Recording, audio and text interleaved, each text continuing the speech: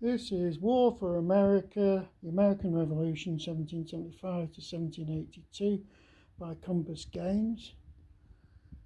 Now, yet again, this is starting to be a bit of a theme with me. This game has got quite a few issues out of the box.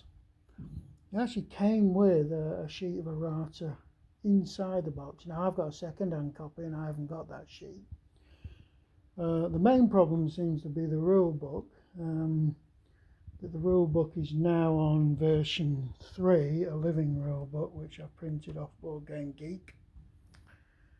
So I've been advised, don't even go near the main rule book. Use this one. If you try and use both, you'll get really confused. And this one, I am also told, includes all the errata that originally came on that sheet. One other thing that needed to be replaced is this continental levy table. The actual designer posted this saying this is an optional table but recommended, because he said the original table produced the wrong figures. I would have said, well, it's not optional, it's got to be used. Anyway, doesn't matter. There are problems with the map. There's a number 5 impulse box here. That's not possible. No side can have more than 4 impulses in a turn. And also there is a little JPEG you can print out and to create a little box, and you can stick that over that covers it up. But that's on Board Game Geek. I did try and print it. I can't get it to actually come to a sensible size. Anyway, it's neither here nor there. Anything else we can say? Yeah, the setup. I'm doing a campaign. I started just using the setup sheet that comes with the game as a player aid, but that isn't really complete. You've got to go into if you go into the rule book, there's a setup for first turn thing that gives you a load of extra information. So it tells you to set up the political will things, the action things, the initiative, and also what you do with the cards. So don't just try and go off the setup that's printed on the sheet. One thing I did notice that he said one of the setups was for some American militia, and it said set up in RI.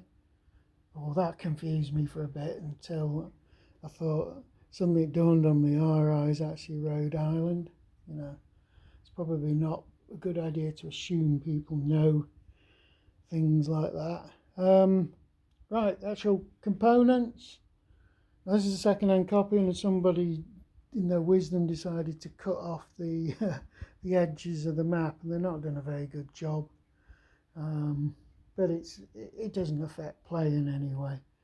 I got it at a substantial discount because of that trimming of the map and the terrible counter clipping as well. You know, if you're going to clip stuff, do it properly, for God's sake. That's clipped a far too big a clipper. Should be an R2 to do these. Looks like it's been clipped with an R2.5 or even an R3, probably a 2.5. The map, it's nice. It's interesting that it's point to point. Now, that's probably sensible for a game in this period in history, because getting around America in the 18th century was, you pretty much had to go by the proper roads, you know, because a lot of the place is just wilderness, particularly if you go outside the area of the 13 colonies. Now, the counters, well, they're nice thick counters, lovely artwork on them.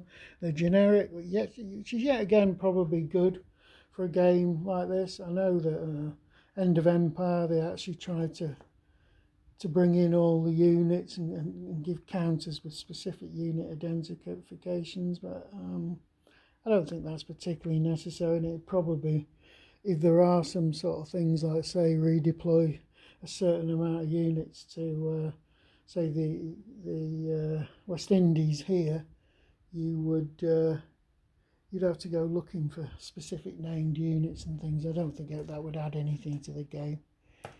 Another quick mention about setup, because it's point to point. Now, you pretty much have to know your American geography at this period in time to find things. Luckily, apart from that RI and St. Augustine, that completely baffled me for a bit until I found out it's right over here in Florida. So that could be a bit of a problem to people who are not familiar with America.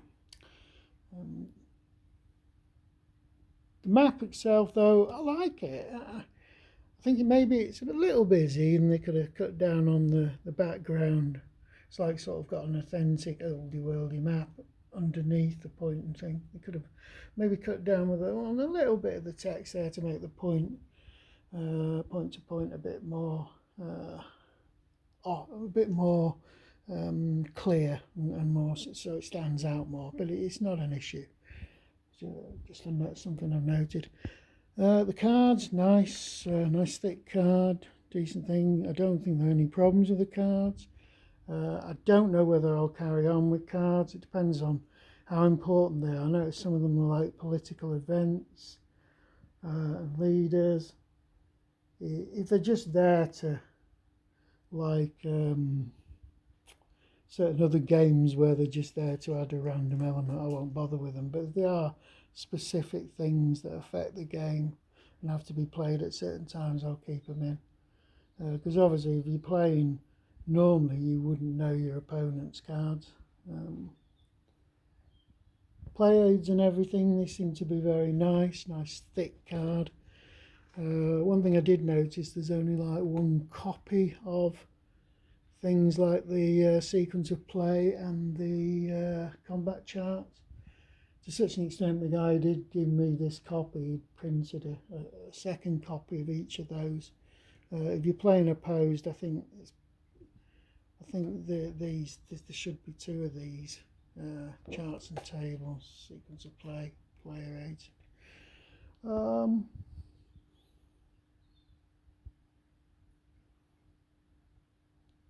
Anything else? No. As I say, just because it's got a bit of a problematical history doesn't mean it's a bad game. We looked at War of the Suns, the last game, and that was a good game when she got into it, got round a few of the issues. I did sort of make a bit of a faux pas with the actual designer, and I posted a comment on one of his videos, not realising he was the designer, saying, "Oh, I'd heard this is a bit of a got a bit of a bad reputation." I don't think he's very happy. So I did say I was going to be playing this game on my channel, and he hasn't responded. So I think I've upset him. But as people who watch my channel know, I don't slag games off. I'll say I don't like something and it's not a right fit for me, but for all the games I've played, I don't think I've played anywhere I've said it's complete rubbish or anything. Even stuff like Invasions Volume 1, it's just not fun to play. It's nothing wrong with it as a game. It's just too much bookkeeping and hard work. So it's things like that. Anyway, I'm waffling now. I can't think of anything else to say about the actual game. Apart from the fact, it didn't come with a counter sheet, these counter trays, but that's to be expected. I don't know whether it came with any baggies. This is a second-hand copy, and it came with a set of 4 pretty poor dice, which I've replaced. So as I say, component-wise, I like it.